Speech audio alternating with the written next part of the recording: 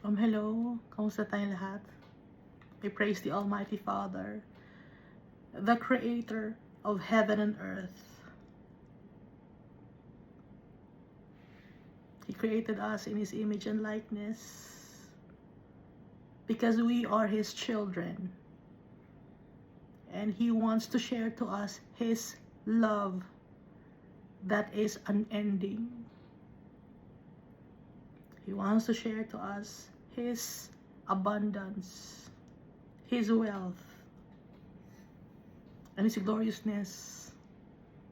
And that's also the reason why He sent Jesus Christ to us, to cleanse us from our iniquities, so that we may go back to our Father. Jesus Christ is the only mediator to the Almighty Father. No one else but Jesus.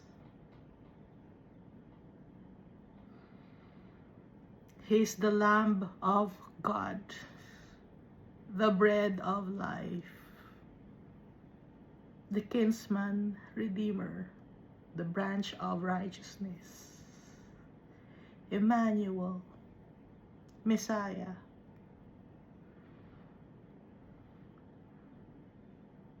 He is also our friend, the King of Kings and Lord of Lords. And He wants to share to us His kingdom that will never end.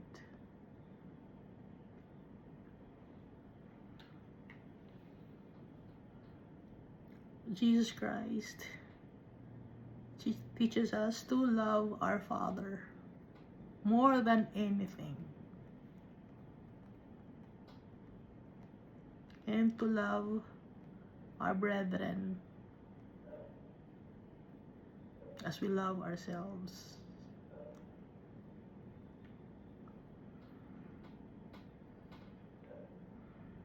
Every day we must talk to our Father, ask His guidance and forgiveness in the name of Jesus Christ.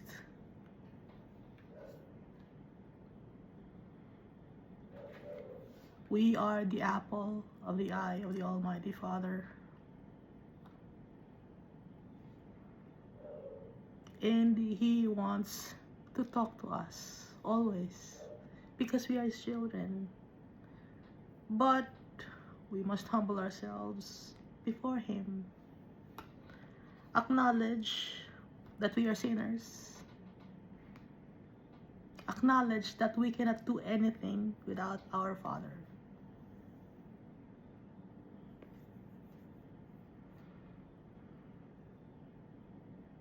And for us to be saved, we must believe in Jesus Christ, the only begotten Son.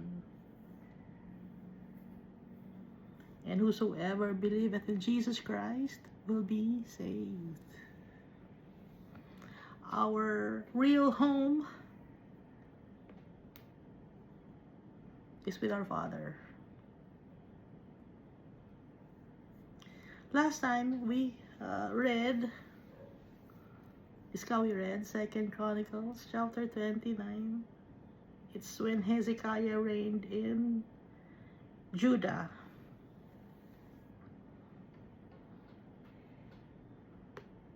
His father was Ahaz, no? Si Ahaz ba yan? I forgot already. Si Ahaz. Ahaz, yes. His father was Ahaz, who was continually doing evil deeds. So in the first half of the life of Ahaz, he was doing evil. And at the latter part of his life, he was still doing evil in the sight of the Almighty Father.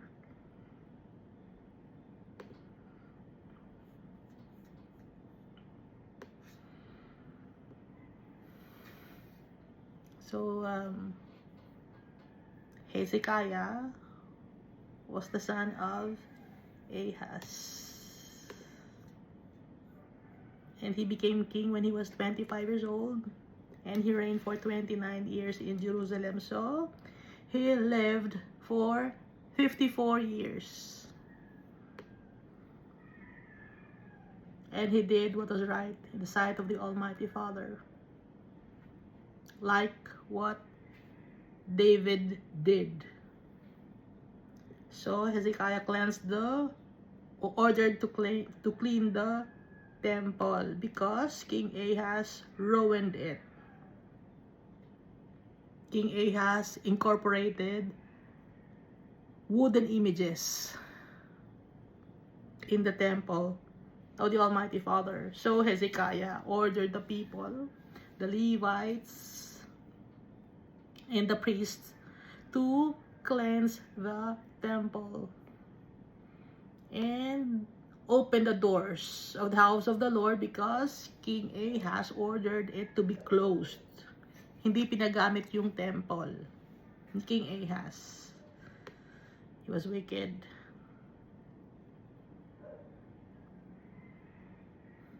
But King Hezekiah, his son, was different.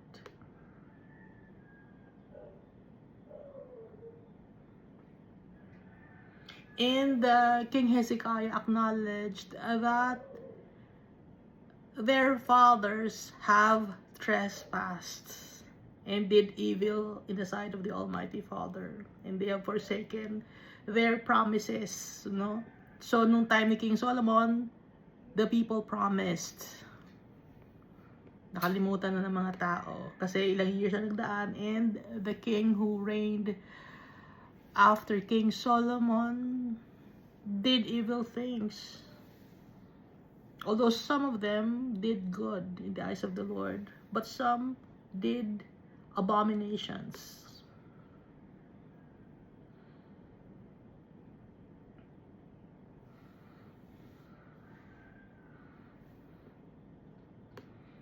King Hezekiah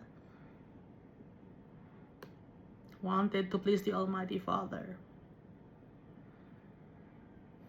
And so he gathered the people of Judah and Israel.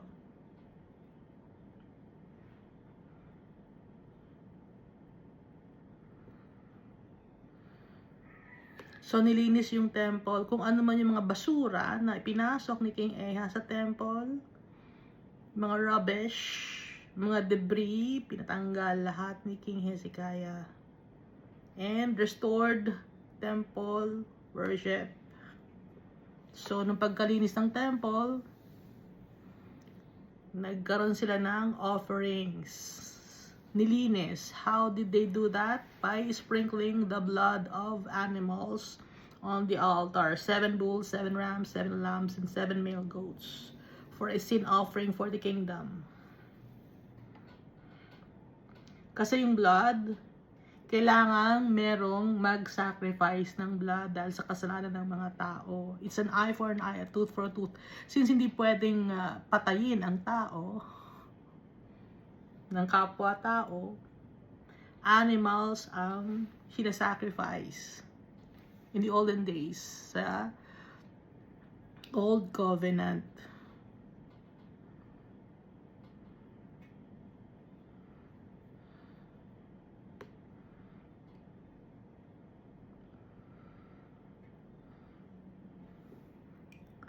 At saka, bakit mga animals? Kasi, especially lambs, dahil yung mga animals, wala silang kasalanan. Especially the lambs, no? Pag yung mga lambs or sheep pinapatay, tahimik lang sila. Hindi sila may ingay, unlike the goats.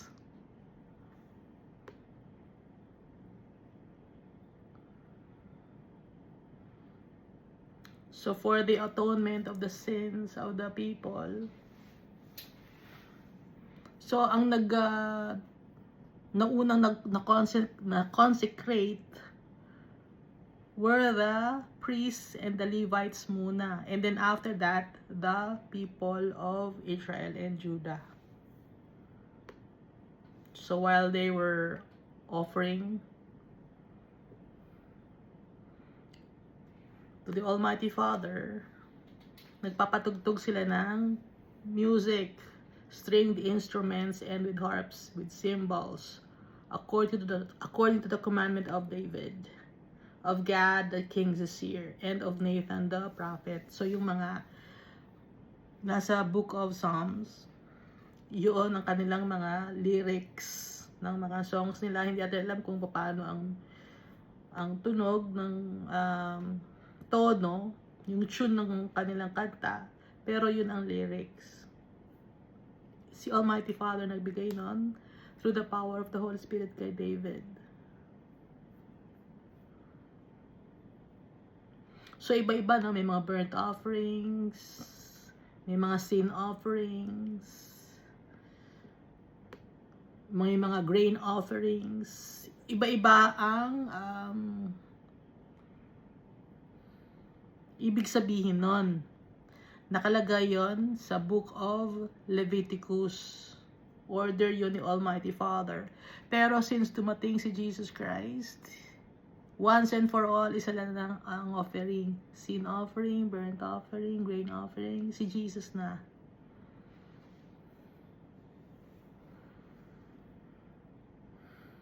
And then after they finished the burnt offering, nang natapos na,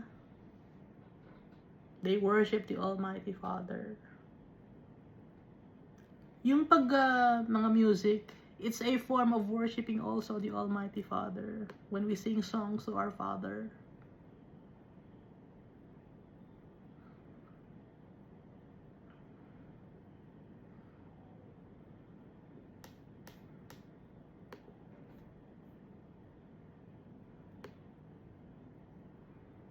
So may mga peace offerings din. Yung peace offerings for the brethren naman yon, para hindi magkaroon ng away o gulo. Ino-offer yun kay Almighty Father for the people to live in peace with their brethren. So burnt offering, peace offerings, grain offerings, sin offerings. So lahat na yon, lahat ng offerings na yon, si Jesus na. Si Jesus ang Prince of Peace. At itong event na to, bigla na lang nangyari. Bakit bigla na lang nangyari? It's because it's the Almighty Father's order. Hindi nangyayari ang mga bagay nang hindi ina-allow ni Almighty Father. So dito tayo sa 2 Chronicles chapter 30. And Hezekiah sent to all Israel and Judah, and also wrote letters to Ephraim and Manasseh. So, nung time na to, yung kingdom of Israel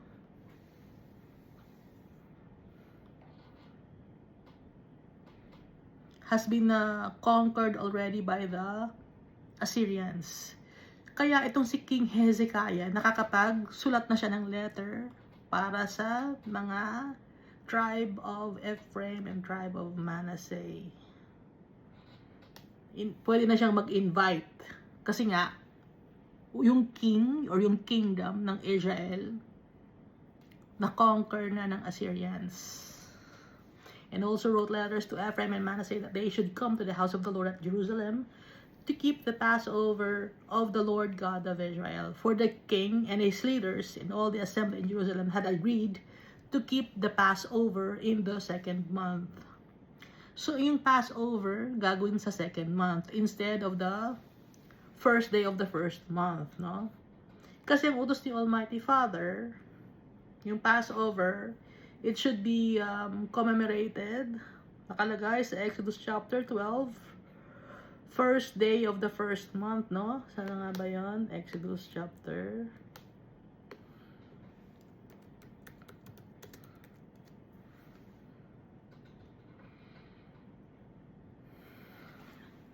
Exodus chapter 12, verse 1 to 3. Now the Lord spoke to Moses and Aaron in the land of Egypt, saying, This month shall be your beginning of a month.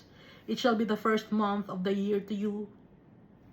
Speak to all the congregation of Israel, saying, On the 10th of this month, every man shall take for himself a lamb, according to the house of his father, a lamb for a household. So, itong Exodus chapter 12 dito, binigay ni Almighty Father yung tungkol sa Passover to commemorate it. Balik tayo dito sa 2 Chronicles chapter 30. So, since kulang sila sa time, so napagkasunduan nila na gawin yung Passover sa second month instead of the first month, no? Ano ang Tagalog ng month? 'Di ba buwan? Ano ba yung moon? Na galing ang word na month. Buwan din, 'di ba? Nakikita na niyo. Nakikita mo, Iska? Oo, nakikita ko. Yung month galing sa word na moon. Ang Tagalog ng buwan ay moon. Anong buwan na ba ngayon? Ibig sabihin, anong month na ngayon? Ibig sabihin nun, moon din yon, buwan din yon, naiintindihan. Kaya, first month, kasi, yung moon, yung buwan, it's a new beginning. Kaya, konektado yung moon sa high tide, sa water. Kasi, ibig sabihin, it's a new beginning. Dahil, yung water, sa Genesis chapter 1, verse 2, nag-hover na si Almighty Father sa water. Wala pang land noon. Kaya, gusto ni Almighty Father, first month, ibig sabihin, new beginning.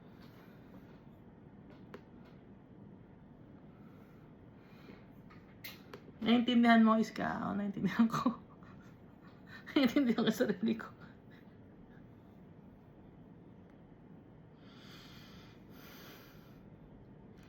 Kaya yung high tide, no? Every month, meron high tide. Kaso nga lang, iniba ng Roman Empire yung Gregorian calendar. Instead of the Jewish calendar, ginawang Gregorian calendar. Kaya naiba yung mga days. Iniba rin yung kung ano ang rest day. Iniba ng Roman Empire.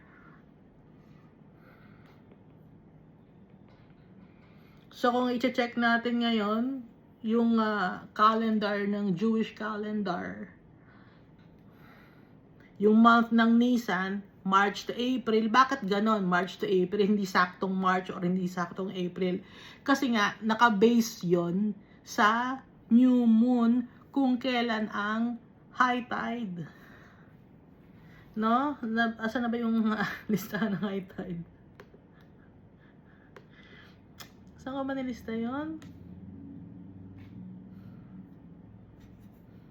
Kung kailan ang high tide, ha?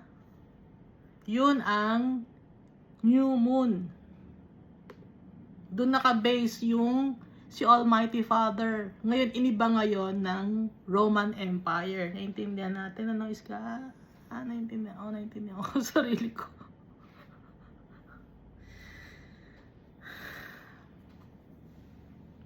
Verse 3, for they could not keep it at the regular time. Hindi nila kaya, no? Yung first month dapat. Na nakasulat din sa Leviticus chapter 23, verse 5. Kaya sa second month gagawin, or ginawa nila ang Passover ni King Hezekiah. Because a sufficient number of priests had not consecrated themselves. Hindi pa handa yung mga priests. Nor had the people gathered together at Jerusalem. Hindi pa na-inform yung ibang mga tribe. So, kailangan, dahil itong Passover celebration, it's a big celebration. It's major celebration. Kaya kailangan ng paghahanda. Dapat maging ready. And the matter pleased the king and all the assembly. Kasi nga magbibigay sila ng allotted time para makapaghanda sila, maimbitahan ang mga taong dapat na maimbitahan to celebrate the Passover. So, they resolved to make a proclamation throughout all Israel. So, hindi lang Kingdom of Judah, but all throughout the land of Israel, from Beersheba to Dan. So, from Beersheba, asan Beersheba? Nasa southernmost part of Israel, up to Dan, nasa northernmost part of Israel. So, from, kasi inuna yung Beersheba, no? From south to north, that they should come to keep the Passover to the Lord God of Israel at Jerusalem, since they had not done it for a long time in the prescribed manner. Kailangan nilang gawin. Kasi matagal na nilang hindi nagagawa, matagal na nilang kinalimutan si Almighty Father. Kaya, kailangan ng paghahanda, ibitahan nila lahat ng tribe. Verse 6, then the runners went throughout all Israel. Sino yung mga runners na to? Runners, they are the messengers, dahil wala namang email nun, walang snail mail nun, walang postal service para lang mai-relay ang message. Kailangan ng mga runners. So, yung mga runners na to, syempre, yung iba nakasakay sa horse. No? Kasi kung lalakarin, sobrang tagal. So, ang tawag doon ay runners. Hanggang ngayon, di ba, may mga mga runner ko yan. Ibig sabihin, mga inuutusan mo na messenger mo, ibig sabihin ng runner.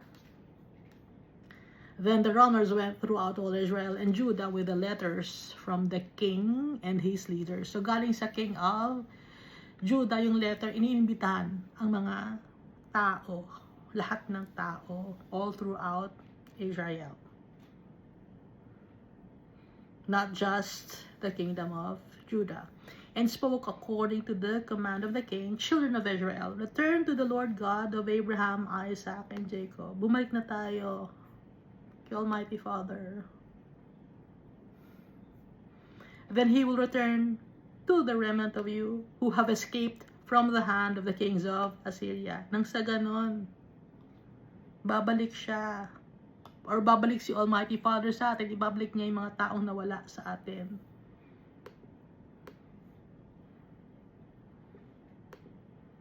Ibabalik niya ang kanyang blessings, ang kanyang awa sa atin. Yun ang sabi ng King of Judah na si Hezekiah at ng kanyang leaders sa letter na ipinapadala all throughout the Kingdom of Israel and Kingdom of Judah. Yun ang daladala ng mga runners na letter. Verse 7, and do not be like your fathers and your brethren who trespass against the Lord God of their fathers, so that He gave them up to desolation as you see. Huwag tayong maging kagaya ng ating mga tatay at ng ating mga kapatid na nagkasala kay Almighty Father. Kaya hinayaan niya ang mga tao na sila ay maging captives, gaya ng nakikita ninyo. Konektado ba itong binabasa natin ngayon? Konektado ito sa atin. Bumalik na tayo sa tatay natin.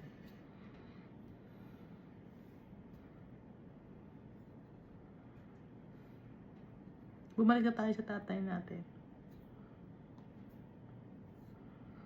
Yung Passover, it's cleansing, no? So, sino ngayon yung Passover, yung offering? Si Jesus Christ. So, dapat na tayong bumalik sa tatay natin para hindi tayo mapahamak. Marami ng messenger na pinapadala si Almighty Father sa mga tao, sa atin. Pero matigas ang ulo natin. Mas gusto nating sundin ang ating culture and tradition instead of obeying the orders of the Almighty Father.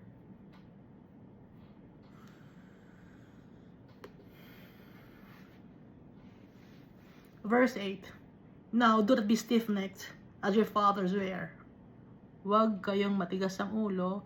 Huwag maging mayabang, arrogant, haughty, or prideful. Stiff-necked, no? Rebellious, matigas ang leeg, hindi marunong yumuko, hindi marunong sumunod sa utos. Ibig sabihin ng stiff-necked. As your fathers were, but yield yourselves to the Lord. Obey our Father. Surrender ourselves to our Creator.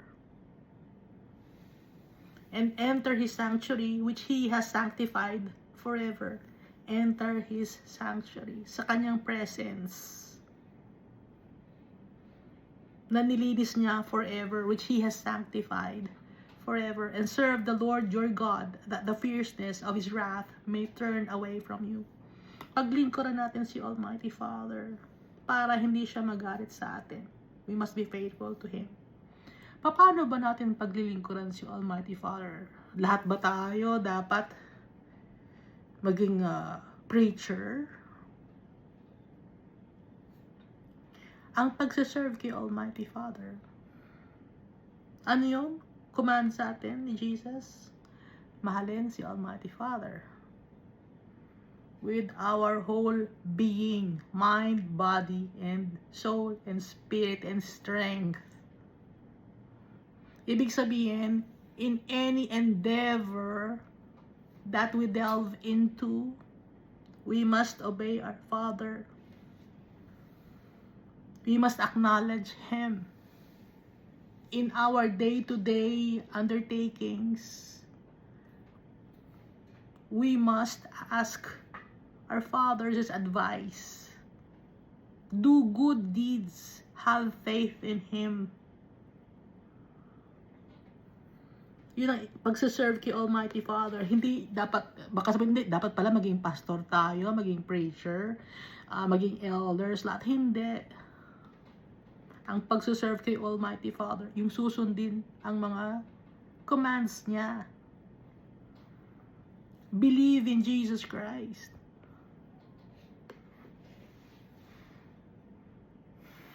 Do not worship wooden images. Yun ang pagmamahal kay Almighty Father.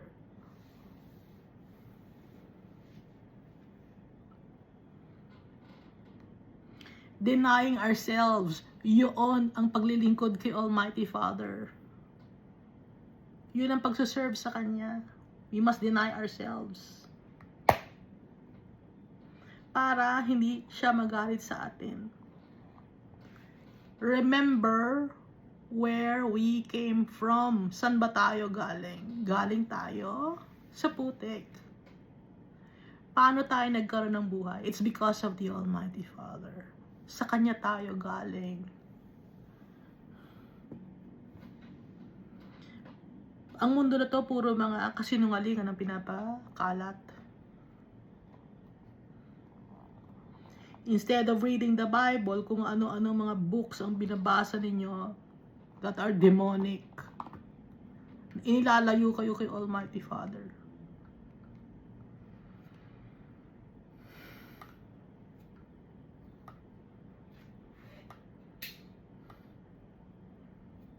If you want to gain wisdom, read the Bible.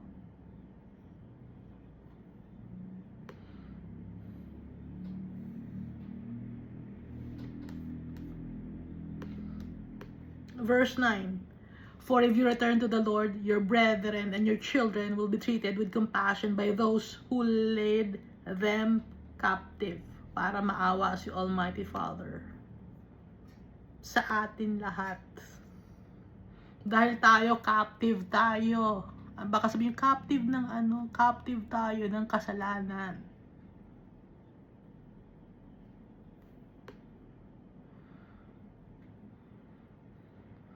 So that they may come back to this land. Nang sa ganon, makabalik ulit tayo dito sa lupa na to. Naintindihan ninyo? Ulitin ko ha. Naintindihan mo iska? Naintindihan ko kasi Almighty Father, walang nanonood nito, but I will do it because I love you, Almighty Father. For if you return to the Lord, your brethren and your children will be treated with compassion by those who lead them captive, so that they may come back to this land. For the Lord your God is gracious and merciful, and will not turn his face from you if you return to him. Pag bumalik tayo kay Almighty Father, tatanggapin niya tayo wholeheartedly. Para makabalik tayo dito sa lupa na to. Baka sabihin, nandito tayo sa lupa na to, ba't aalis ba tayo?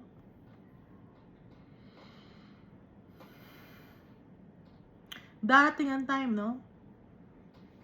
Iba-iba kasi ang timeline natin dito sa mundo. Si Abraham, Isaac, and Jacob, si Daniel, they are now resting with the Almighty Father. Yung mga nandito na babasa natin, the people who are faithful to the Almighty Father, they are now resting in the arms of our Father in His heavenly abode.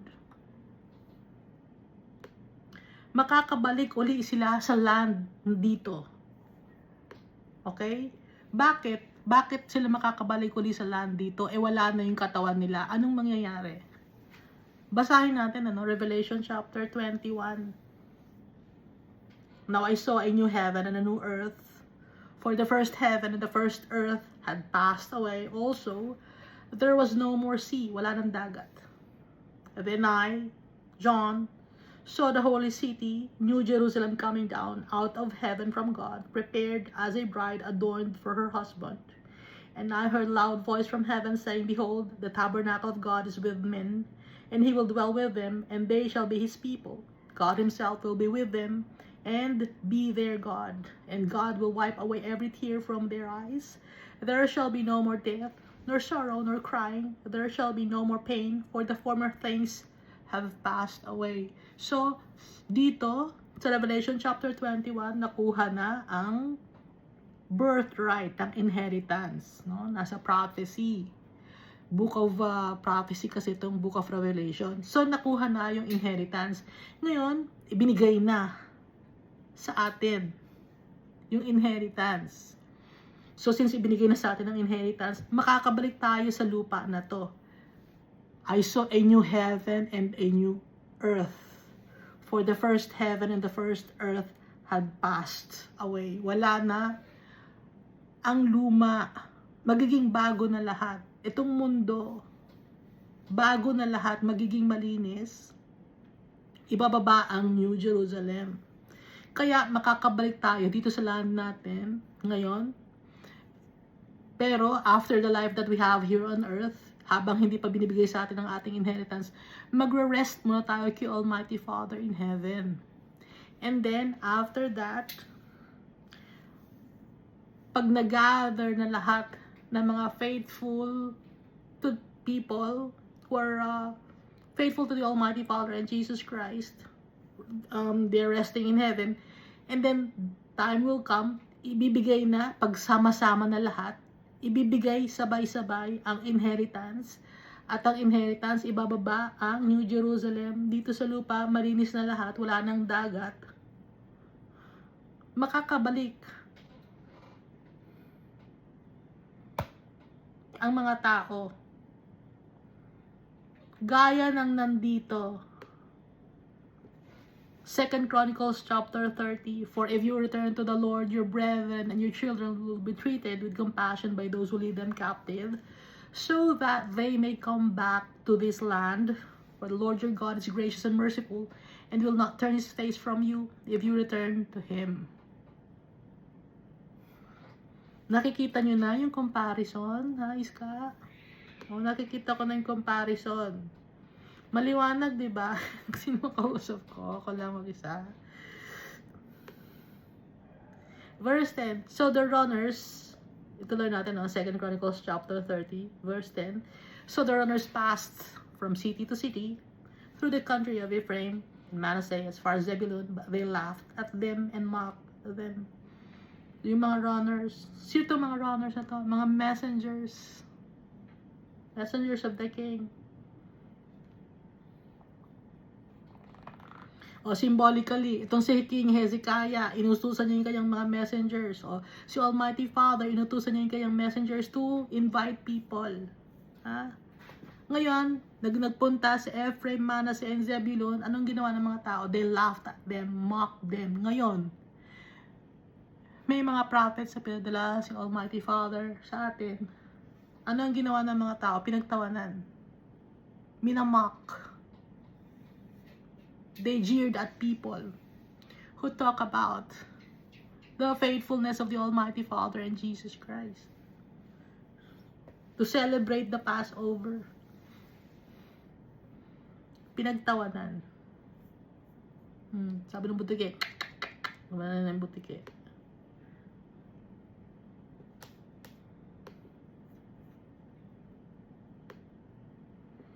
Nakikita niyo na yung... So, bakit merong ganito sa Bible? 2 Chronicles chapter 30.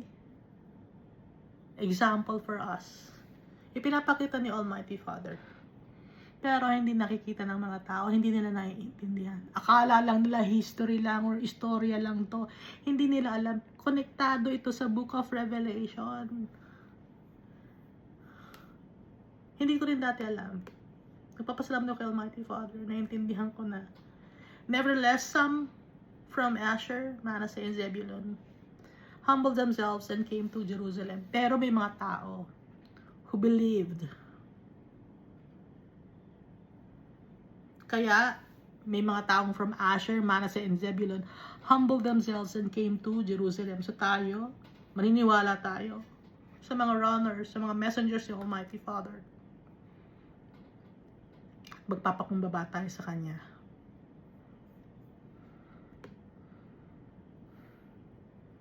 We must celebrate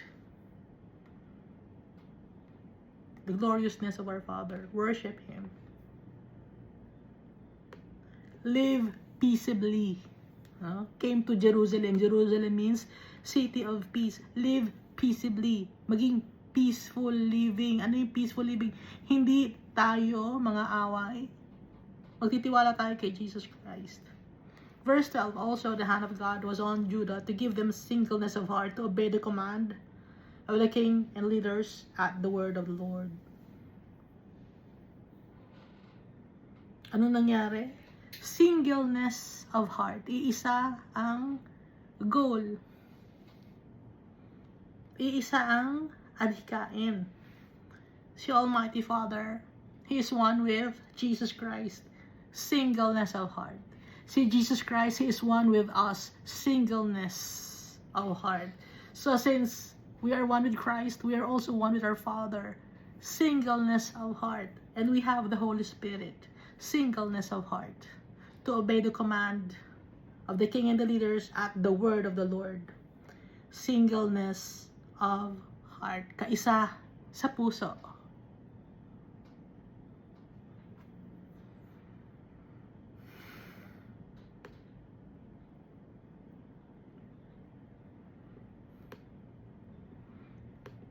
Baka sabi niyo, paano na ipapasok? 2 Chronicles sa pinag-uusapan natin, si King Hezekiah, 2 Chronicles chapter 30, si King Hezekiah, to celebrate the Passover. Paano na ipapasok si Jesus Christ? Hindi niyo nakikita yung comparison?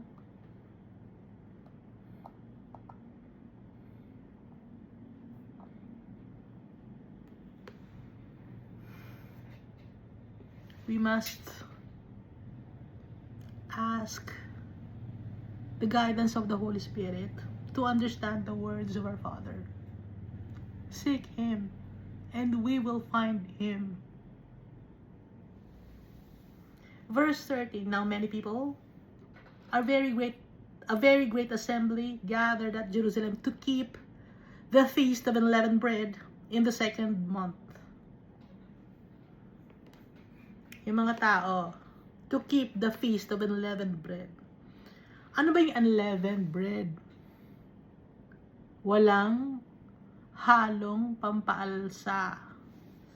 Walang yeast. Yeast symbolizes kadumihan dahil yung yeast galing yun sa mushroom. Pag may mga nabubulok, dun siya dumutubo. Yung yeast, yung mushroom. Sino tong unleavened bread na to? Ito ay si Jesus Christ. The bread of life. So, tingnan ninyo,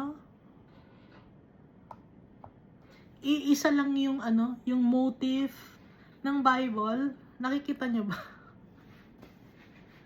Iisa lang ang motive ng Bible.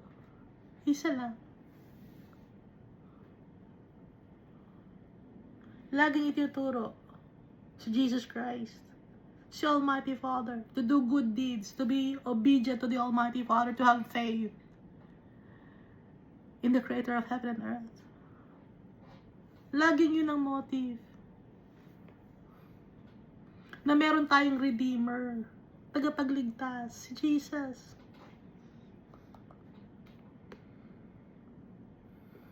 Now many people are a very great assembly gathered at Jerusalem to keep the feast of unleavened bread in the second month. They arose and took away the altars that were in Jerusalem, and they took away all the incense altars and cast them in the brook Kidron. Ano yung brook Kidron? Doon tinatapon yung mga basura. Yung mga incense altars, ng mga false deities, mga wooden images. Or carved images.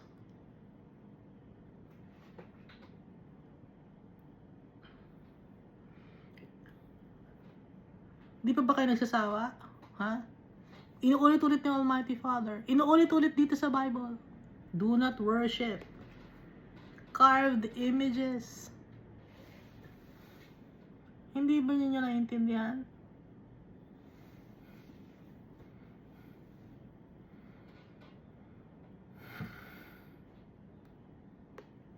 Lahat ng religion meron silang carved images. Lahat merong symbol, no? Symbol na magpapa yaman sa kanila dito sa mundo.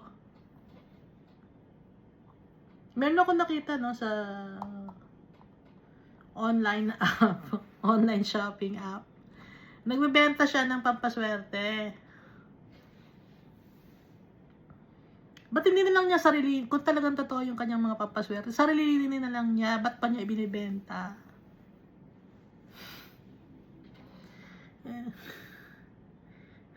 Nanloloko, halatang nanloloko, di ba? Pampaswerte, ba't may bebenta? Di ikaw na lang, para ikaw swertehin, ba't may bebenta pa sa iba?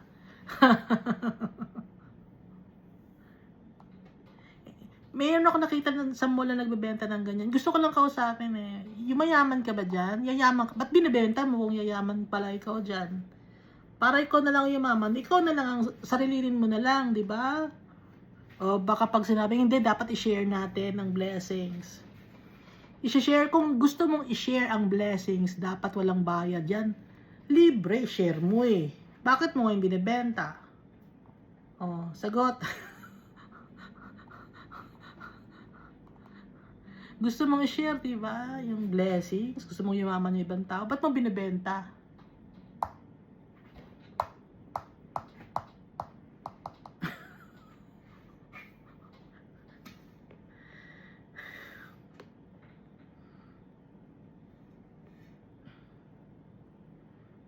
O, yung mga wooden images. O, diba gusto mong i-worship si Almighty Father, si Jesus Christ, using those wooden images? Bakit may binibenta? Para maka-worship din yung ibang mga tao? O para kumita ka? Para kumita ka, no? Para magkapera ka, ibibenta mo? So, ibinibenta mo? Sino yung ibinibenta mo? Yung kahoy. Ano yung binibenta mo? Hindi, binibenta ko yung pagod ko. Bakit napagod ka? Utos ba sa'yo ni Almighty Father yan?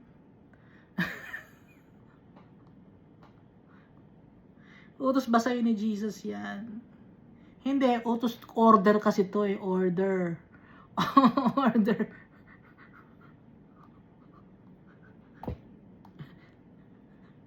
Huwag niyo sa akin ipapakausap yung mga ganun, ano? Hindi ko kakausapin yan.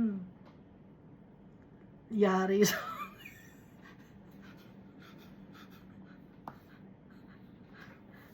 Hindi pa ito na ano ng tubig, na wiwisi ka ng tubig. Bakit wiwisi ka ng tubig? Bakit? So, yung itsurang yan, yung statue na yan, hindi pa yan okay? Ganon? Hindi pa okay yan. So, ibig sabihin, pwede pang sirain yan kasi hindi pa okay.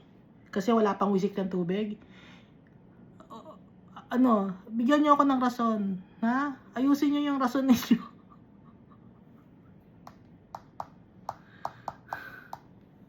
The Almighty Father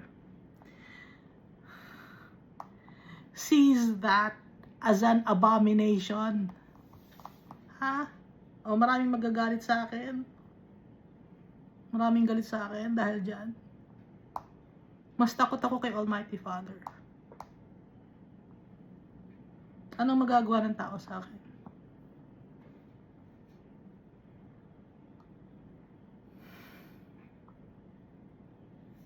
If the Lord is with us, who can be against us? Utos ni Almighty Father yan. Nasa 10 Commandments. Na yung 10 Commandments na yun, ginawa na lang dalawa ni Jesus Christ, nakasama pa rin doon na hindi dapat gumawa ng mga idols to worship. Kahit pa kamukha ni Jesus yan, hindi naman yan ang mukha ni Jesus hindi man mahaba ang buhok ni Jesus. I-check yung itsura ng Zoroastrianism. Sabi niyo, si Jesus ba to? Itong Zoroastrianism na ito? Kasi yung itsura ng sinasamba ng mga Zoroastrianism, gano'n ang itsura ng mga images na sinasamba ninyo. Na sinasabi nyo si Jesus yun. Sige, search nyo.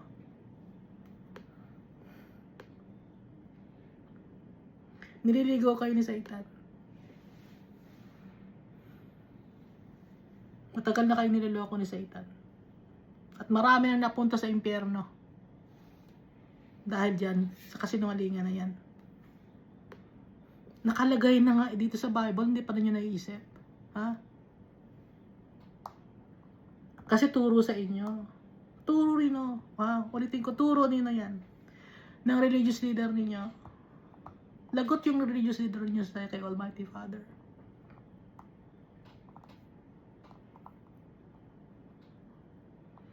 Kawawa yung mga kamag-anak ninyo.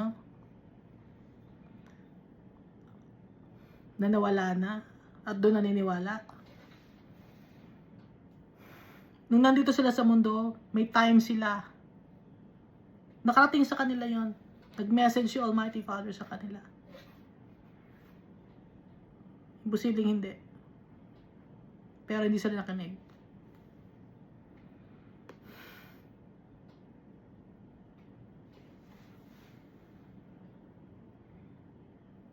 Pati yung mga taong patay na, nilalagyan nyo ng incense. Sino sinasamba nyo ngayon? Hindi yung mga ninuno ninyo, sinasamba ninyo. Demons ang sinasamba ninyo. Hindi yung mga ninuno ninyo. Binibigyan ng kandila, insenso. Binibigyan ng pagkain.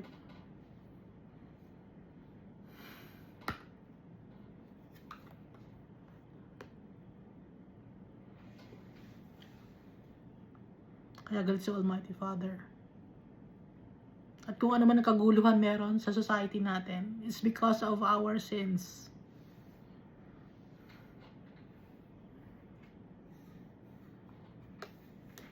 Tuloy natin, no? Verse 14.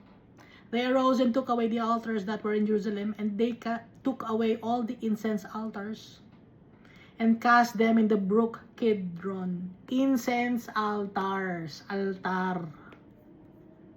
Hindi kailangan ni Almighty Father ng altar. Anong temple ni Almighty Father? Ni Jesus Christ at ng Holy Spirit tayo. Yung heart natin.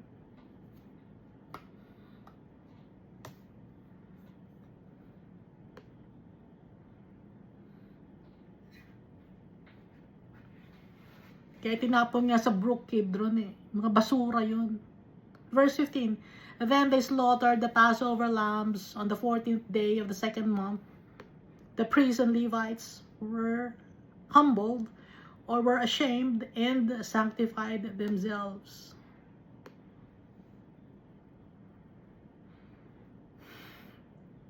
And brought the burnt offerings to the house of the Lord. Humingi ng tawad kay Almighty Father. They were humbled.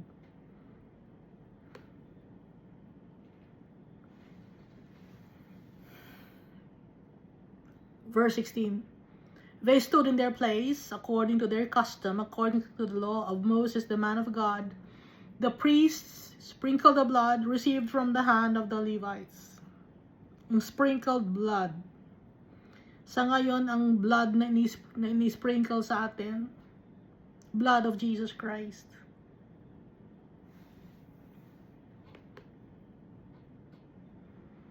Sino ang royal priesthood, the holy nation? Tayo, those people who believe in Jesus Christ, faithful to the Almighty Father. Verse 17, for there were many in the assembly who had not sanctified themselves, therefore the Levites had charge of the slaughter of the Passover lambs for everyone who was not clean, to sanctify them to the Lord. Yung mga Levites, those who have been set apart, Levites. For a multitude of the people, many from Ephraim, verse 18 na, madaming mga tao, galing sa Ephraim, Manasseh, Issachar, and Zebulun had not cleansed themselves, yet they ate the Passover contrary to what was written. But Hezekiah prayed for them, saying, may the good Lord provide atonement for everyone. Patawarin tayong lahat ni Almighty Father. Sabi ng king, kasi nga kumain ng hindi pa nalilinis, no? Yung mga Ephraim, hindi pa sila nakakapaghingi ng kapatawaran kay Almighty Father. Pero kumain na sila. Join na sila. Pero pinag-pray naman sila ng king. Verse 19, who prepares his heart to seek God, the Lord God of his fathers, though he is not cleansed according to the purification of the sanctuary. Prepared sila. Pero not according to the purification of the sanctuary, but even then, pinatawad sila ni Almighty Father because their heart is prepared. Their heart was prepared to seek God. Alam ni Almighty Father, kaya even though wala pa yung ceremony or yung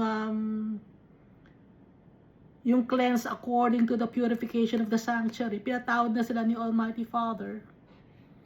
Kasi alam na ni Almighty Father, yung heart nila kita na ni Almighty Father.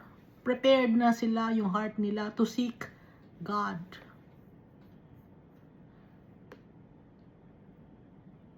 And the Lord listened to Hezekiah and healed the people. Bakit healed? Dahil ang sakit natin, kasalanan. Kaya tayo namamatay dahil sa kasalanan.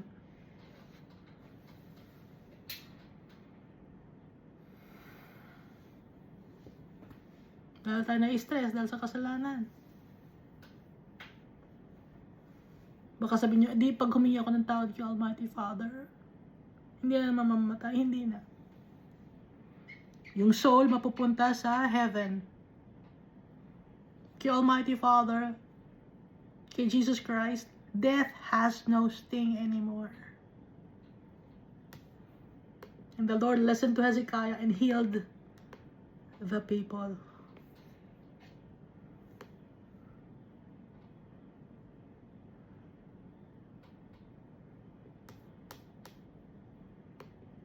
Baka sabihin niyo, paano ako? May sakit ako na diabetes, gano'n, or may mga sakit kayo na kung ano-ano, may rayuma, may arthritis. Ano ba yan? May kung ano ng sakit, pero humingi na ako ng tawad kay Almighty Father, hindi pa ako gumagaling. Kasi nga, yung body natin, nakagawa tayo ng kasalanan, repercussion of our sins. At since mahina yung katawan natin, pero malakas naman ang ating spirit because of Jesus Christ, yung soul natin mapupunta kay Almighty Father.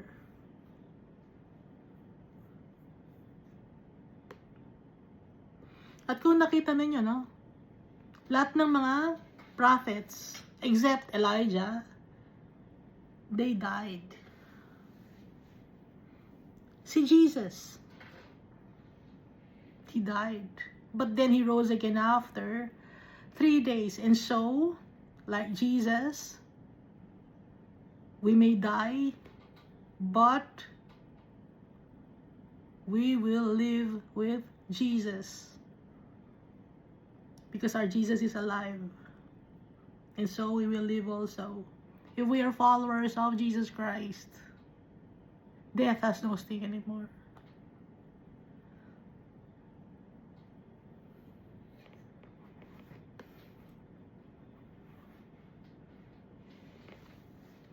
Verse 21, so the children of Israel who were present at Jerusalem kept the feast of unleavened bread 7 days with great gladness. Why 7 days? It's a complete number.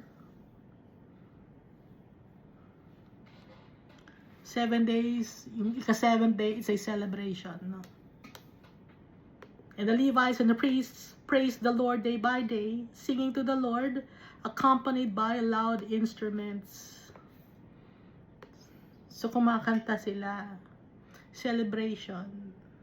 Dahil, in heaven, ganito na ang gagawin natin, to sing songs to our Father, to worship Him. So, dito pa lang sa lupa, we must worship our Father, singing songs to Him, praising Him, glorifying His name. Dahil kung dito sa lupa, hindi mo ginagawa yung mga bagay to worship the Almighty Father, paano pa sa heaven? Makakapasok ka ba sa heaven? Hindi.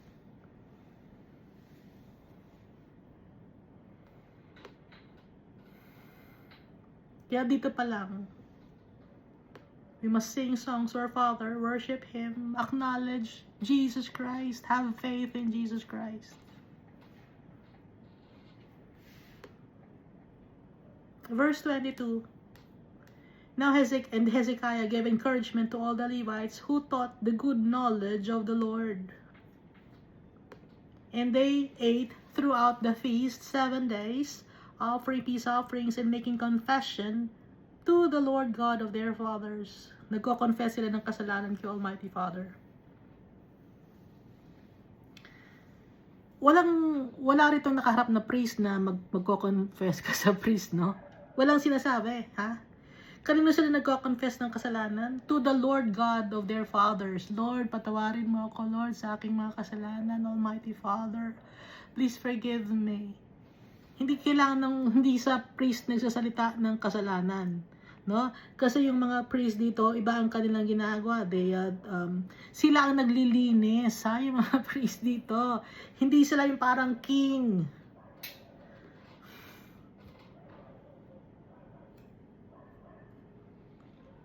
Yung mga priests dito, sila naglilinis ng mga lambs, sheep, nililinis nila, binabalatan nila. So, anong ginagawa ng kung sino mang mga religious leader ngayon? Parang mga hari, kung turing ng sarili nila, taas ng tingin nila sa sarili nila. Hindi ganun si Almighty Father.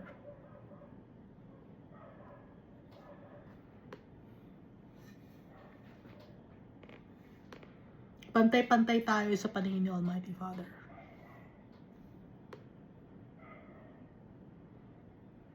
Walang title ang mga tao kay Almighty Father.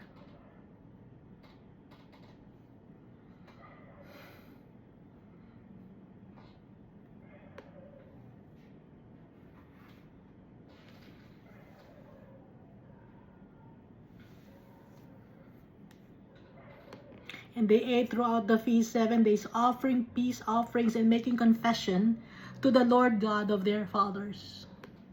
Verse 23, then the whole assembly agreed to keep the feast another 7 days, and they kept it another 7 days with gladness. So they extend. Yung celebration has been extended for another 7 days. And they were glad that it has been extended for another 7 days. Verse 24, for Hezekiah king of Judah gave to the assembly 1,000 bulls and 7,000 sheep, and the leaders gave to the assembly 1,000 bulls and 10,000 sheep, and a great number of priests sanctified themselves. Marami ang humingi ng kapatawaran kay Almighty Father ng mga priests. Ngayon, sino ang priest natin? Si Jesus Christ. In the order of Melchizedek. no? Our high priest is Jesus Christ. Wala nang iba. Hindi Jesus kailangan ng representative dahil buhay si Jesus Christ. Hindi niya kailangan ng representative.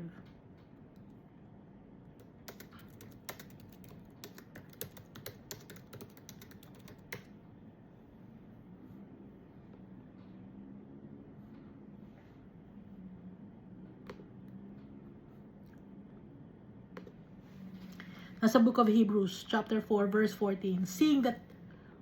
Seeing then that we have a great high priest who has passed through the heavens, Jesus, the Son of God, let us hold fast our confession kay Jesus Christ, because He is our high priest. Si Jesus Christ, let us hold fast our confession kay Jesus Christ. Nanggigigil ako. Nanggigigil ako. Kasi,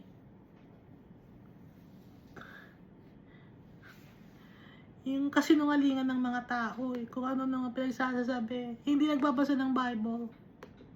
Verse 15 of Hebrews chapter 4, verse 15. For we do not have a high priest who cannot sympathize with our weaknesses, but was in all points tempted as we are, yet without sin. Let us therefore come boldly to the throne of grace, that we may obtain mercy and find grace to help in time of need. Si Jesus Christ, hindi nagkasala kahit minsan. Kaya siya ang ating high priest. Siya na rin ang ating sacrificial lamb. Siya na lahat. Si Jesus na lahat.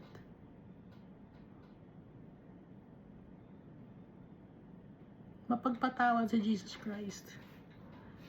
Humble si Jesus Christ.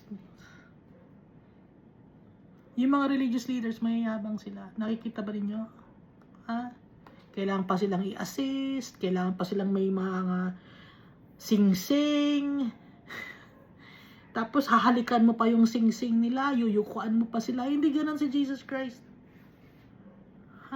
Iba si Jesus Christ.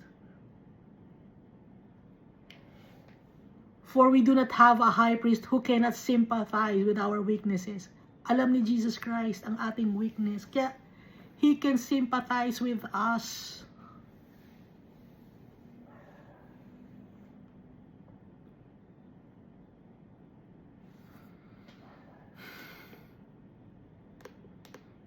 Alam niya yung pinagdaanan natin, yung pinagdadaanan natin, kaya He can sympathize with our weaknesses.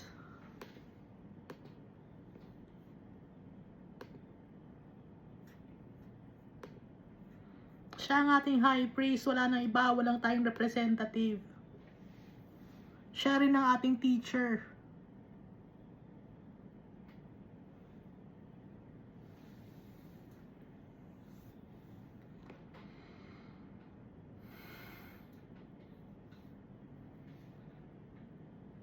The whole assembly of Judah rejoiced, also the priests and Levites, all the assembly that came from Israel, the sojourners who came from the land of Israel, and those who dwelt in Judah. Sama-sama sila. Mga sojourners, mga travelers, and those who dwelt in Judah. Pag sinasabing Israel and Judah, Gentiles and Jews. Naintindihan natin? Ohola and Oholaiba. Nabasa natin, di ba, yung two sisters na parang nagkasala. The Gentiles and the Jews. Tayo Gentiles. Yung mga Jews, may lahi ng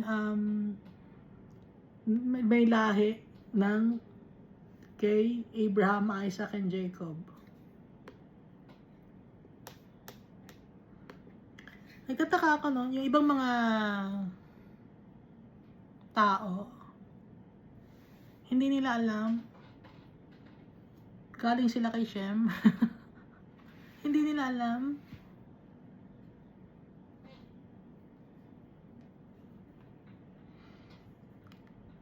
the people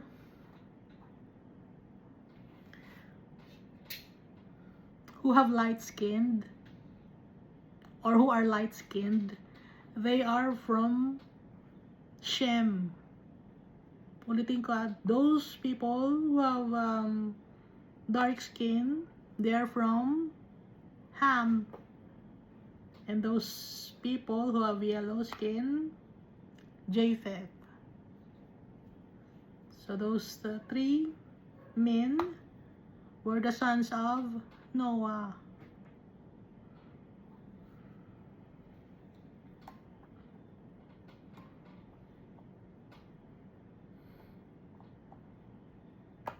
So yung mga wicked men, there was a wicked man who killed millions of Jews. Hindi niya alam. Shem siya. Hindi niya alam.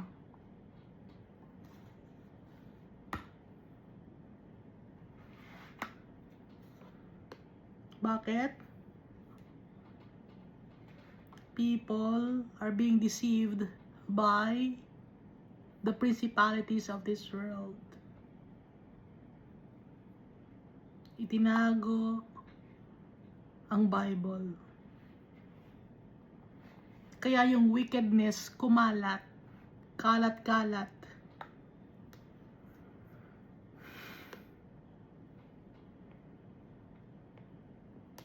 Verse 26, so there was a great joy in Jerusalem, for since the time of Solomon, the son of David, king of Israel, there had been nothing like this in Jerusalem. Since the time of King Solomon pa, walang naging katulad ng naging celebration na nangyari nung time ni King Hezekiah, no?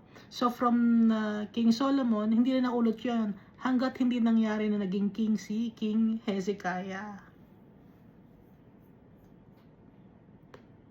So, nung time ni King Solomon, gathered lahat, no? Sabay-sabay, sama-sama, ang Kingdom of Israel. Ngayon, naulit, inalaw ni Almighty Father.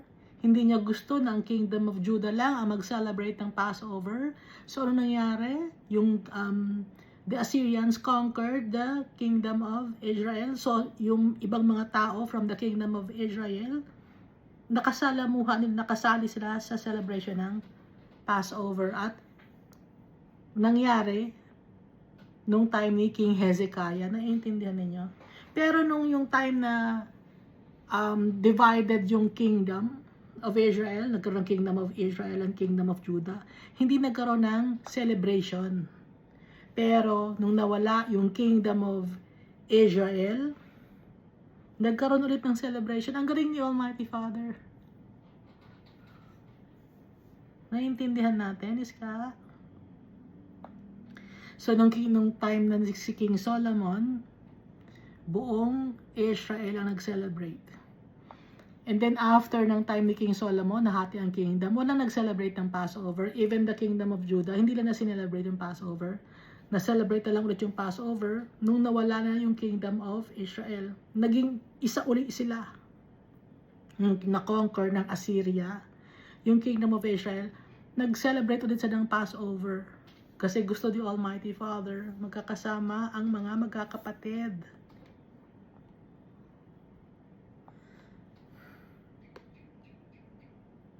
Nasaya si Almighty Father na nakikita niya na magkakasama ang mga magkakapatid, kanyang mga anak.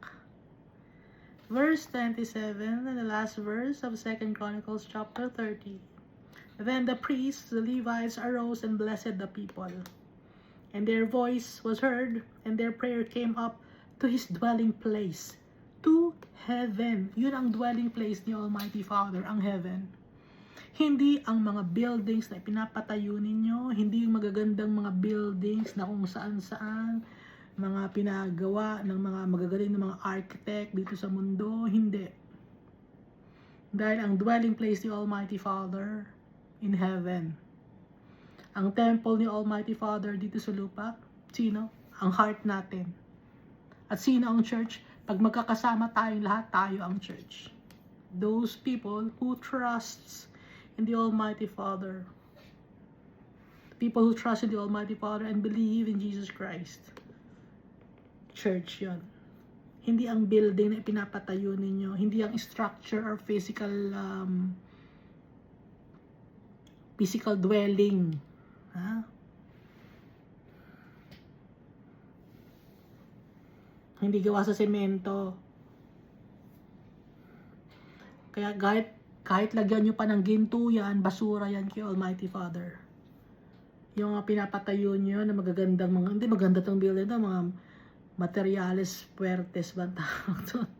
Prime materials pa ang gamit namin dito.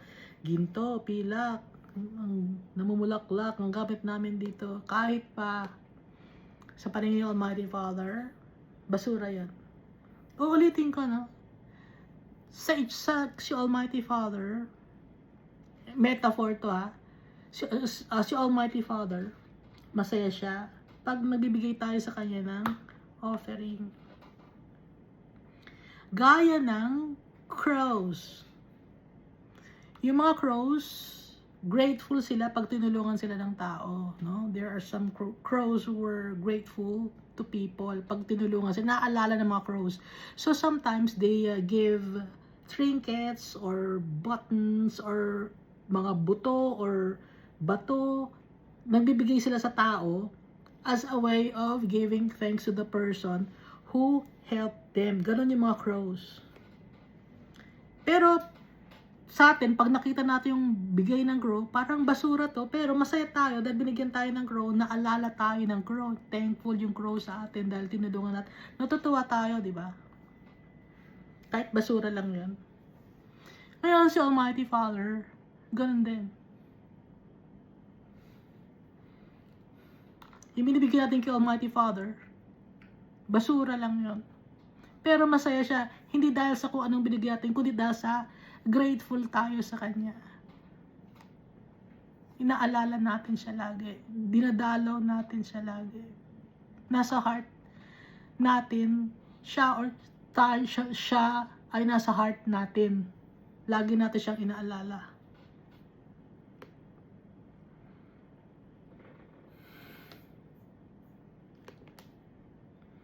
So, dito tayo sa 2 Chronicles chapter 31. Dito tayo ha, 2 Chronicles chapter 31. Now when all this was finished, all Israel who were present went out to the cities of Judah and broke the sacred pillars in pieces. Broke the sacred pillars in pieces. Ano ba yung mga sacred pillars na laging binabanggit dito sa Bible, sa Old Covenant, na sinisira? Ayaw ni Almighty Father ng sacred pillars.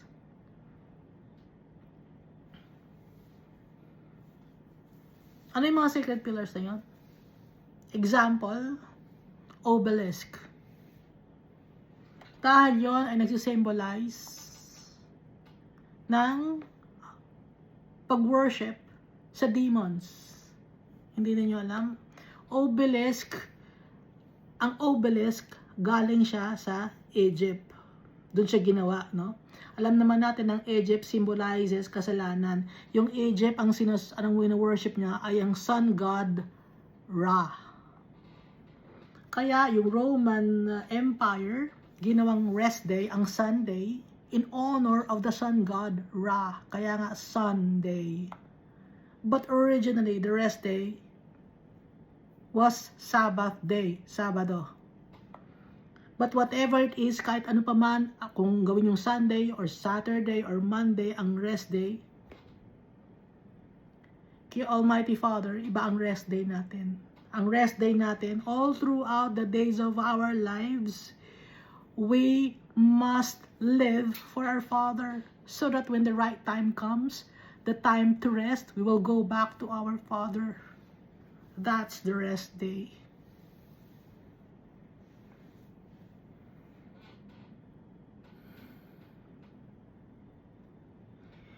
Alam kong hindi maiintindihan ng mga tao. Sinasabi ko, hindi lahat makakaintindi.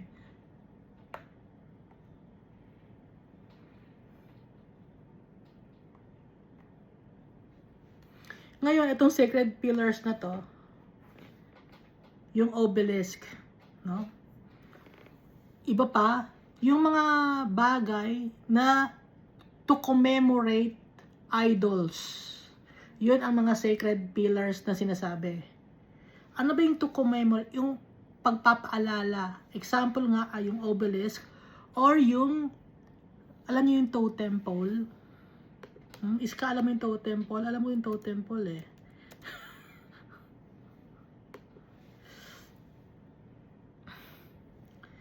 Carved image to na pataas. Pillar ding matatawag ito na wino-worship ng mga indigenous people. Hindi to si Almighty Father. Ito ay simbolo ng false deities or false gods or demonic. Hindi art ng matatawag yan, huwag natin sirain. Kahit pa art na matatawag yan, kung galit si Almighty Father, bakit mo ihahaya ang mangyaring mga ganyan?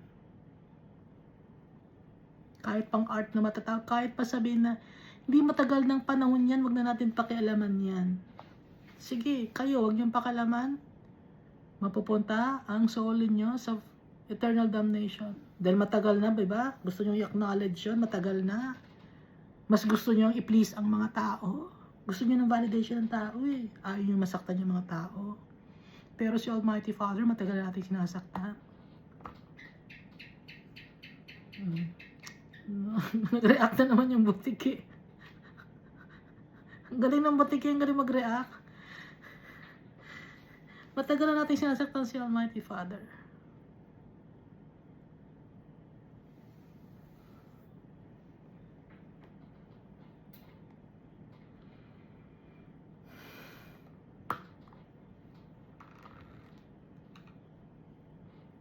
So mas gusto yung pagbigyan ng mga tao, ang mga ninuno ninyo, kumpara kay Almighty Father.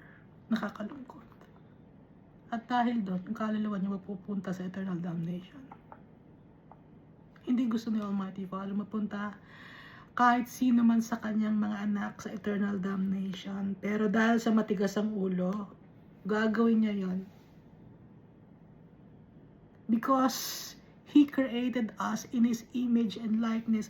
Hindi tayo pwedeng makisama sa kadumihan.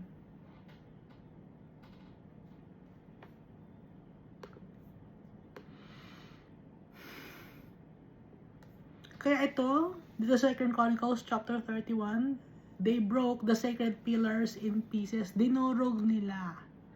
Cut down the wooden images. Ayan na naman, wooden images. Baka itanong na naman ninyo ako, may nagtatanong ba sa akin kung anong wooden images?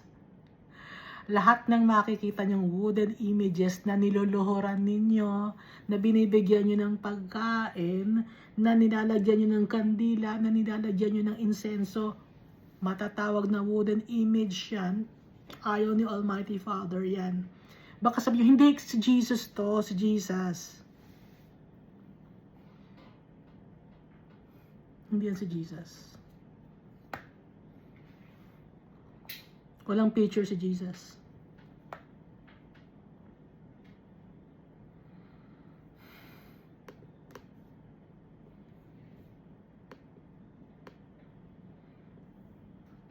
Gawa ng kamay ng tao, madumi.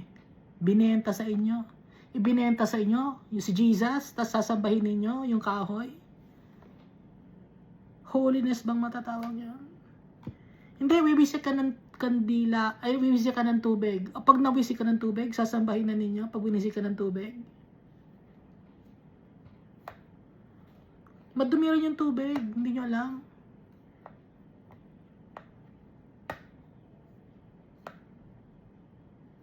Hindi, holy water yun, holy water.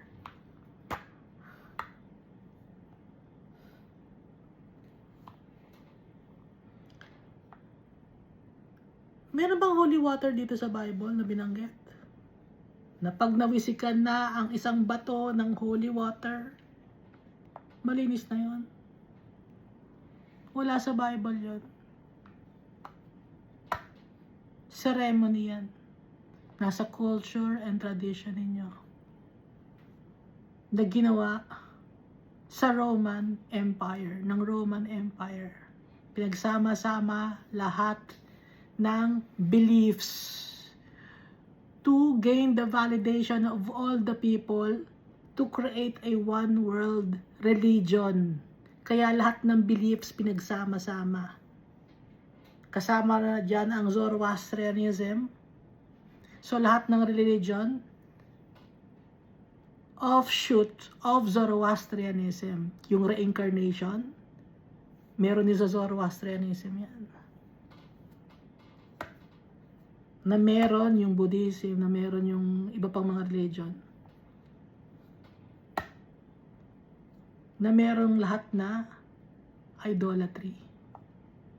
Merong mga sacred pillars.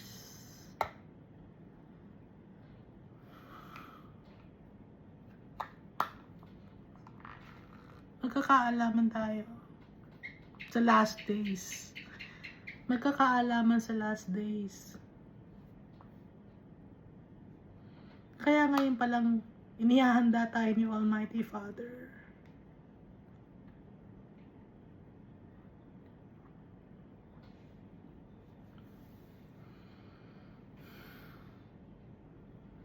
Cut down the wooden images and threw down the high places and the altars from all Judah, Benjamin, Ephraim, and Manasseh until they had utterly destroyed them all.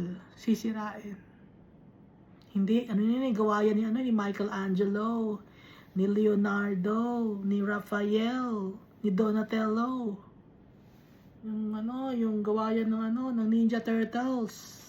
Sabihin niyo. Kahit paggawa yan ng kung sino-sino, asa na ngayon sila?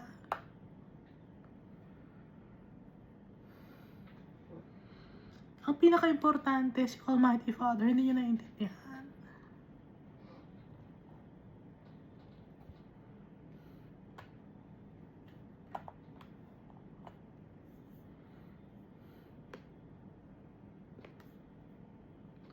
Until they had utterly destroyed them all.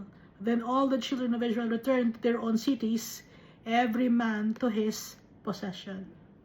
And Hezekiah appointed the division of the priests and the Levites according to their divisions, each man according to his service. The priests and Levites for burnt offerings and peace offerings, to serve, to give thanks, and to praise in the gates of the camp of the Lord. Nakita natin yung sa kingdom of Judah and the kingdom of Israel, may mga way na worship sila ron. Gawa pa sa gold, kung ano ng material ang gawa. Hindi nanghihinayang sirain.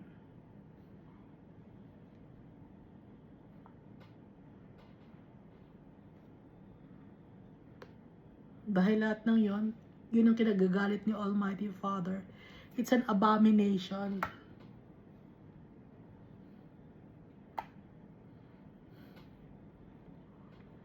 At dahil dyan, ayaw niyong sirain, ina-acknowledge ninyo, ginagawa na ninyong Diyos, niluluhuran ninyo. Hindi bine-venerate namin, nire-respeto namin. Sino ang re-respeto nyo? Si Almighty Father o yung mga simento? Yung utos ni Almighty Father ba ang re-respeto ninyo? O yung mga simento?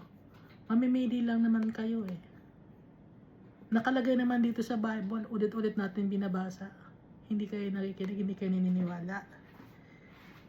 Some will mock me, make fun of me. It's fine with me as long as my Father is with me. I'm not afraid.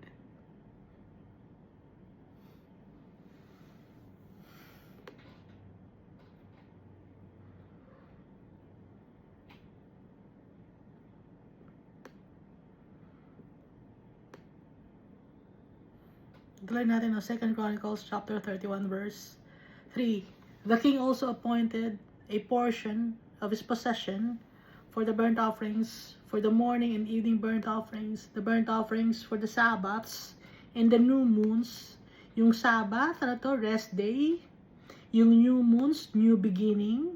Ito yung time na ginawa ni Almighty Father ang earth, no? In the set feasts, as it is written in the law of the Lord. Moreover, he commanded the people who dwelt in Jerusalem to contribute support for the priests and the Levites that they might devote themselves to the law of the Lord. So, yung mga tao, they must support the priests and the Levites kasi nga, mas focus sila in serving the Almighty Father, that they might devote themselves to the law of the Lord. Mag-aaral sila nang sa ganun, ma-share din nila sa mga tao.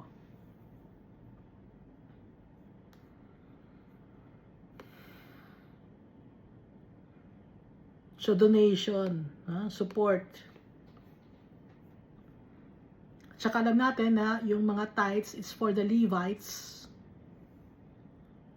for the poor, for the orphans,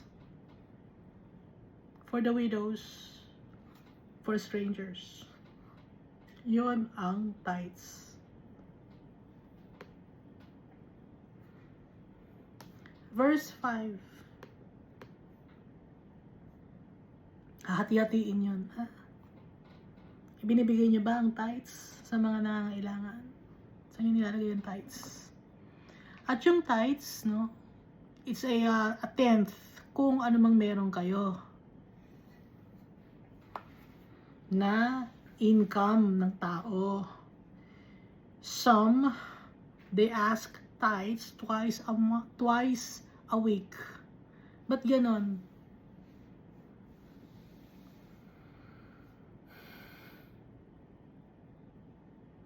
At saka, si Jesus nanghingi ba ng tithes? Hindi, di ba? Anong hinihingi ni Jesus? Hindi lang 10%. Our whole being. Not just a 10%. Sa Old Covenant, yun 10%. Pero, sa New Covenant, walang sinasabi na 10%. Buong pagkatao natin, offer it to the Almighty Father as living sacrifice to help our brethren. Walang limit kung magkano kaya mo ibigay to share to people. Walang limit. And you do not have to announce it to the people on how much you will give or how much you will share to people, so that you will receive your reward from the Almighty Father and not the accolades from men.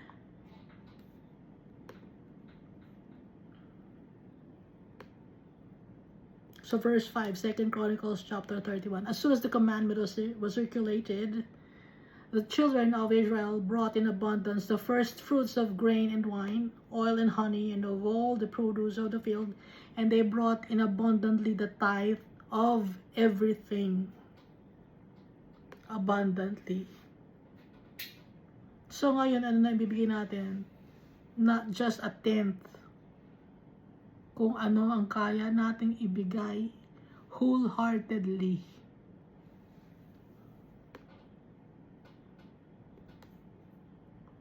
Kung wala kang maibigay, wala kang trabaho, serve the Almighty Father wholeheartedly by spreading goodness to people, being honest to people.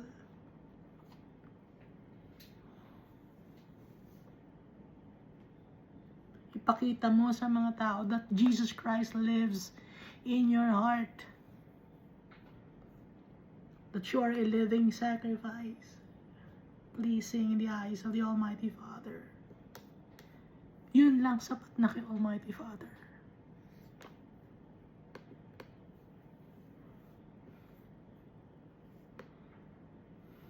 Verse 6, and the children of Israel and Judah, who dwelt in the cities of Judah, brought the tithe of oxen and sheep, also the tithe of holy things, which were consecrated to the Lord their God. They laid in heaps.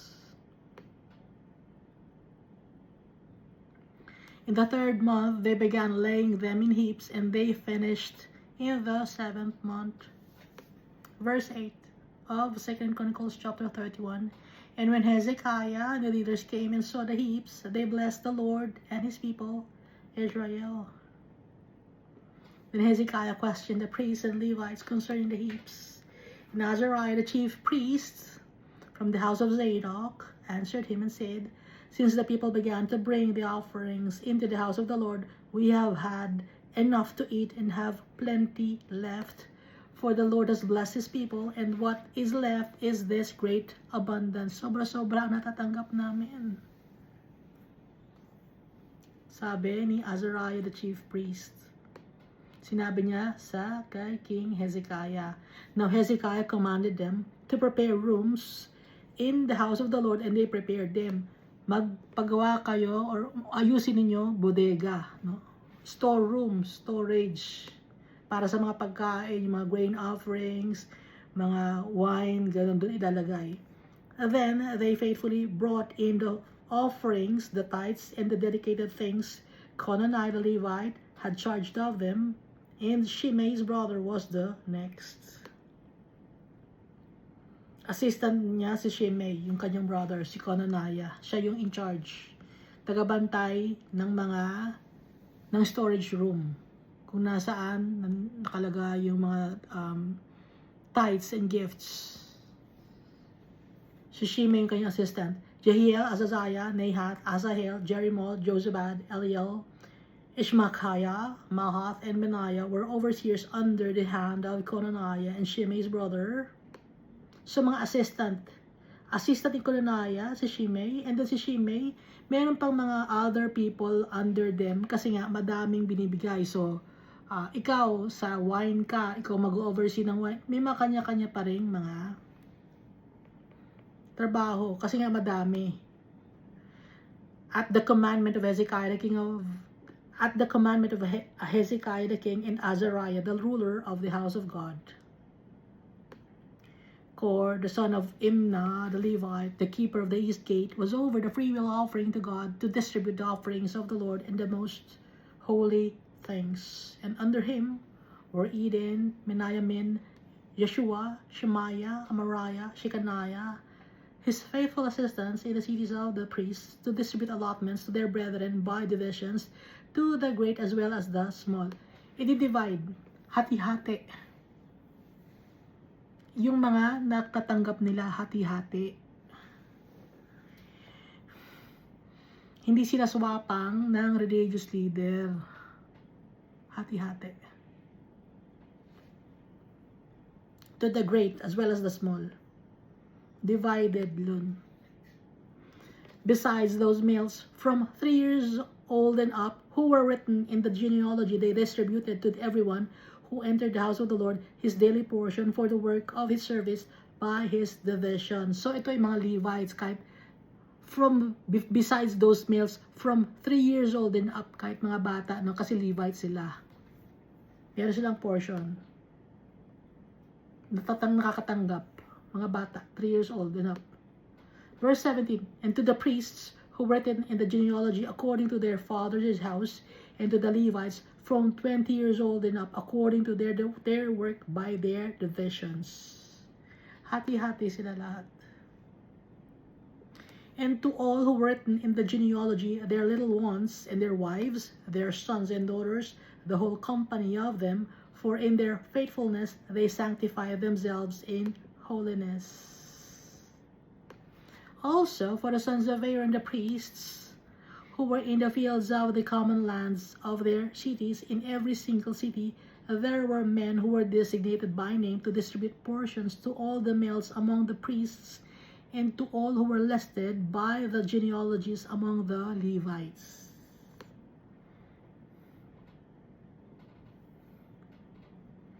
Hati-hati, nandun sa Jerusalem, nasa storeroom, and then from the storeroom, yung mga natatanggap nila, hinahati-hati nila yung dinidistribute nila sa kung saan-saan. Yung iba kasi, yung mga religious leader ngayon, Hindi, sa amin lang to. Dito lang to sa congregation namin. Dito lang sa branch namin yan. Bahala na kayo kung meron kayo dyan. Basta ito sa amin lang to. Swapang.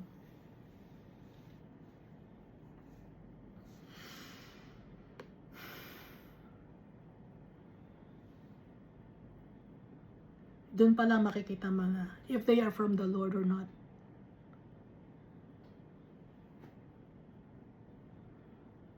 Verse 20, thus Hezekiah did throughout all Judah, and he did what was good and right and true before the Lord his God.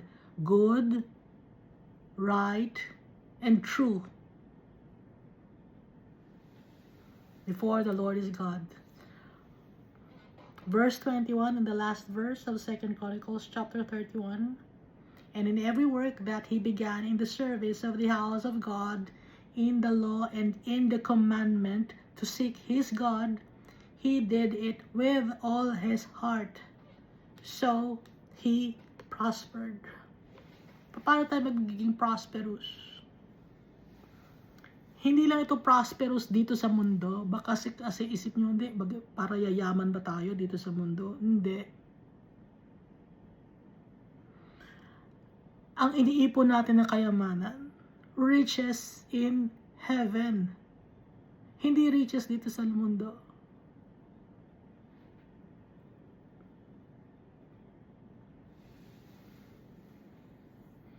So, anong ginawa ni Hezekiah? Sa lahat ng kanyang mga ginagawa, sa kanyang service, sa house of God. Ano na ang house of God ngayon? Ano ng temple of God ngayon? Tayo ng temple. Dito, ng time na to, physical structure because visual, no? Yung mga tao. Para matuto tayo. Ngayon, kaya tayo merong Bible, it's for visualization. So, nung dumating na si Jesus Christ, applicable na sa atin. Ha? And in every work that he began in the service of the house of God, in the law and in the commandment, to seek his God. He did it with all his heart. So he prospered. So tayo, we must seek the Almighty Father. And did it with all our heart. So he prospered. Para maging prosperous tayo.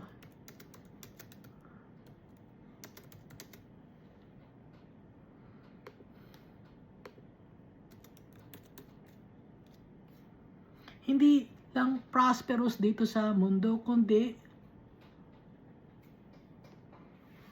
more importantly, maklaim natin ang ating inheritance, ang ating birthright as children of the Almighty Father. Matthew chapter 6 verse 33. But seek first the kingdom of God and his righteousness, and all these things shall be added to you. Therefore, do not worry about tomorrow, for tomorrow will worry about its own things. Sufficient for the day is its own trouble. Sabi ni Jesus Christ, who sitteth at the right hand of the Almighty Father, the Lamb of God, our Savior. Tinuturuan tayo ni Jesus Christ. Si Jesus Christ, siya ang fulfillment of the law. Kung ano yung ginagawa ni King Hezekiah na goodness, no? Yung unleavened bread, yung Passover, sino yon? Yung sacrifice to cleanse the temple, sino yon? Si Jesus Christ yon. Yung makakapag-cleanse ng temple, makakapag-cleanse sa atin dahil tayo ang temple. Yung blood, no? Yung blood ng animals. Ngayon, sino yung blood? Blood ni Jesus Christ. Ha? At para maging prosperous tayo, ang ginawa ni Hezekiah, he sought the Lord. Tayo, ano ngayon? Seek first the kingdom of God. Nakikita nyo na, iisa kasi nga ang Bible, it's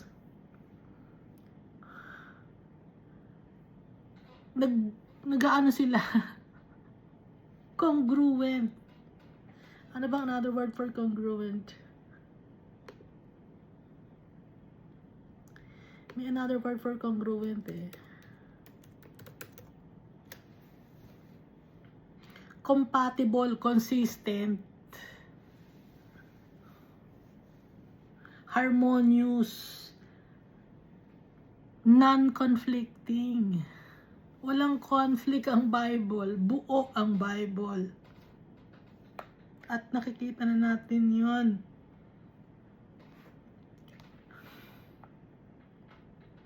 Ngayon, ulitin ko ha, yung mga tao that they worship wooden images, may conflict yon sa Bible. Conflicting yon dahil lang utos ni Almighty Father. Huwag mag-worship ng mga wooden images o gagawa man. Ngayon, ang ginagawa ninyo, you worship wooden images. Conflicting yon nandito sa Bible. Kung conflicting yon, so kanino kayo maniniwala? Sa culture and tradition ninyo? Or sa Bible? Sa religion ba ninyo o sa Bible? Dahil hindi nagtatag si Jesus Christ ng religion. Sino nagtatag ng religion? Zoroastrianism, that's the first religion. And all the religions in the world are offshoot of Zoroastrianism.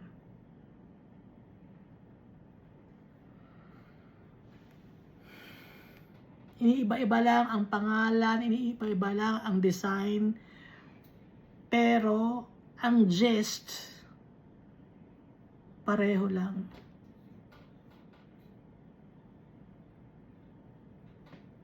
So, kayo na kayo maniniwala sa Bible? O sa culture and tradition ninyo? That was passed down to you by your ancestors who were wicked. The Almighty Father, He is righteous, He is good, He is holy, He is just. Jesus Christ is the perfect sacrifice. He did not commit any error, any mistake. He did not commit anything. Jesus, He is humble and He loves us so much. And He's for the truth. Kaya nga ang pangalan niya sa Book of Revelation, faithful and true.